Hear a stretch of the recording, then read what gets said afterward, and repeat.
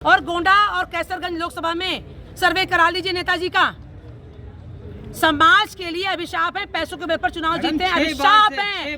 6 बार जीत जाके एक बार हर बच्चियों का जो उनको स्कूल में कॉलेज में पढ़ी हुई हैं, चुपचाप से अगर उनका सर्वे किया जाएगा, मुझे लगता है इससे भी ज्यादा फजीयत उनकी होगी। मैडम, आप खुद को जो उनकी बहन बता रही हैं, बहन नहीं हूँ मैं, उनके पटीदारी हूँ, उनके गाँव की हूँ।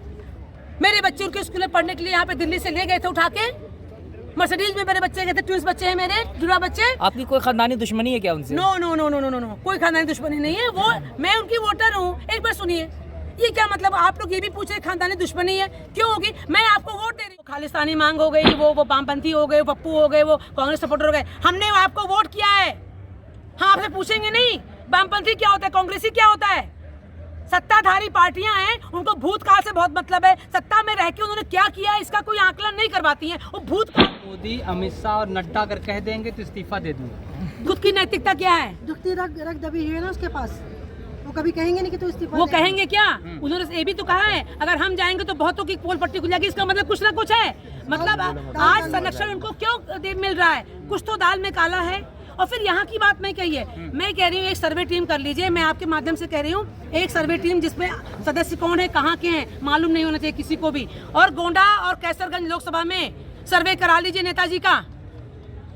समाज के लिए अभिशाप है, पैसों के बल पर चुनाव जीते हैं, अभिशाप है। 6 बार जीते हैं पैसों के बल पर, अपने रसूख के बल पर। अच्छा काम अगर किया है तो उनके पास 4 हेलीकॉप्टर है। वहां पे उसी क्षेत्र में बच्चों के पास खाना नहीं है, भूखमरी है। कैसरगंज में और गोंडा में कतई पिछड़ा हुआ इलाका है। आप अपने सरकारी रिपोर्ट में भी देख लीजिए, गोंडा जिला कैसरगंज की तरफ पिछड़ा हुआ इलाका है। आपकी आर्थिक स्थिति ठीक हो गई, वहाँ की जनता हो गई। तो ये सारे मुद्दे नहीं, बात यौन शोषण की हुई है। मैं यौन शोषण पर ही बात कर रही हूँ। गोंडा कैसरगंज जाके एक बार हर बच्चियों का जो उनको स्कूल में कॉलेज में पढ़ी हुई हैं, चुपचाप से अगर उनका सर्वे किया जाएगा, मुझे लगता है इससे भी ज्यादा फजीयत उनकी होगी। मैडम, आप खुद को जो उनकी बहन बता रही हैं, बहन नहीं हूँ मैं, उनके पटीदारी हूँ, उनके गाँव की हूँ। मेरे बच्चे उनके स्कूल में पढ़ने के लिए यहाँ पे दिल्ली से ले गए थे उठा के, मर्सिडीज में मेरे बच्चे गए थे, ट्विंस बच्चे हैं मेरे, जुड़ा बच्चे। आपकी कोई खानदानी दुश्मनी है क्या उनसे? No no no no no no, कोई खानदानी दुश्मनी नहीं है। वो मैं उनकी वोटर हूँ। एक बार सुनिए, ये क्या मतलब? आप लोग ये भी पूछ रहे खानदानी दुश्मनी है, क्यों होगी? मैं आपको वोट दे रही हूँ। जनता के पैसे से चुनाव लड़ा जा रहा है, आम चुनाव है। हमारा प्रतिनिधित्व करने अगर आप जाओगे तो हम आपको बोलेंगे, हम पड़ोसी को बोलेंगे, हम आपसे ही पूछेंगे ना, कुछ भी आपसे पूछेंगे। आप जनता का आवाज बन के सदन में जाते हो, जनता की आवाज को, अपने लोकसभा की आवाज को रिप्रेजेंट करते हो, तो सवाल आपसे होगा या पड़ोसी से होगा? आपसे होगा। सवाल है कि नेताजी आपकी इतनी बरकत हो गई, 100 स्कूल हो गए, सब कुछ हो गए, आपका इंप्रेशन क्या है? वहाँ की जनता से गुफ्तगू करिए, प्राइवेट सीक्रेट गुफ्तगू। लेकिन वो 6 बार जीतते हैं, जनता उनको चुनती है। जनता नहीं चुन रही है, जनता जो चुन रही है वो हमें भी पता है, उनको भी पता है। जनता चुनवाई, जनता को वोट की ठेकेदारी हो जाती है। सारे लोग उनके रसूख में रहते हैं। 10 गाड़ी से साहब आए, 4 हेलीकॉप्टर से उतरते हैं। उनके तो विकास वही है कि नेताजी का विकास हो गया, वो इसी में भाव बेमाक खत्म ही हो जाते हैं। नेताजी का विकास हो गया, नेताजी ने पूछ लिया, भैया कैसे हो, तुम ठीक हो? अच्छा तुम ठीक हो, सब मजे में हैं? अरे बच्चे तो खुश हो गए साहब। वो कह रहे हैं कि बाहुबली और माफिया तो है ही नहीं है, वहाँ पे जो थे मट्टी मिला दी जाए।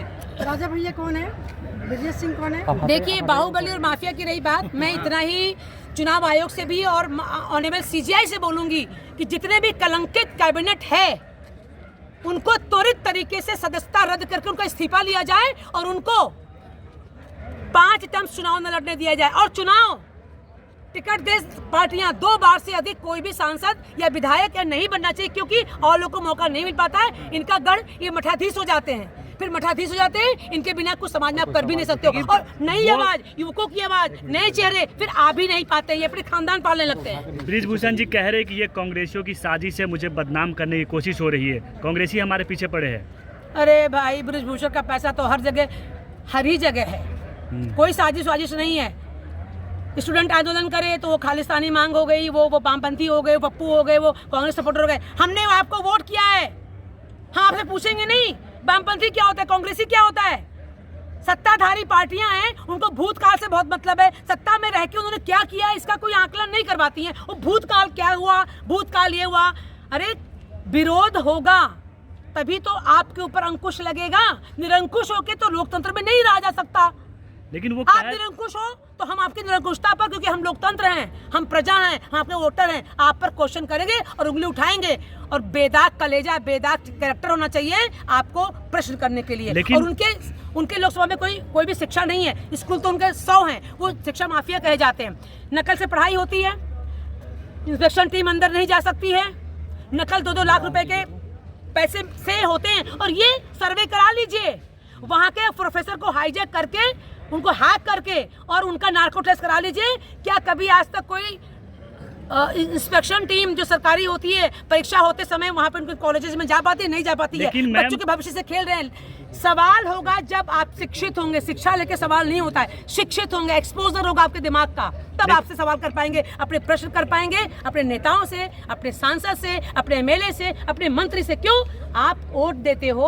आपके पास प्रश्न तो होना चाहिए। लेकिन वो कह रहे कि हम 1000 लड़कियों का शोषण कैसे कर सकते हैं? कह रहे हैं शिलाजीत की रोटी नहीं खाता। उनको कैसे पता कि शिलाजीत क्या होती है? मुझे तो खैर नहीं पता। शिलाजीत या कोई भी ऐसी विटामिन सी होती है, शायद इम्यूनिटी पावर बढ़ाते हैं, जिसमें छींके ना आए या एलर्जीज ना हो। इसके अलावा शिलाजीत का क्या उपयोग है अब पता नहीं, उन्होंने किया होगा तो वो इसलिए ब्लंट बोल रहे हैं। I don't know about this.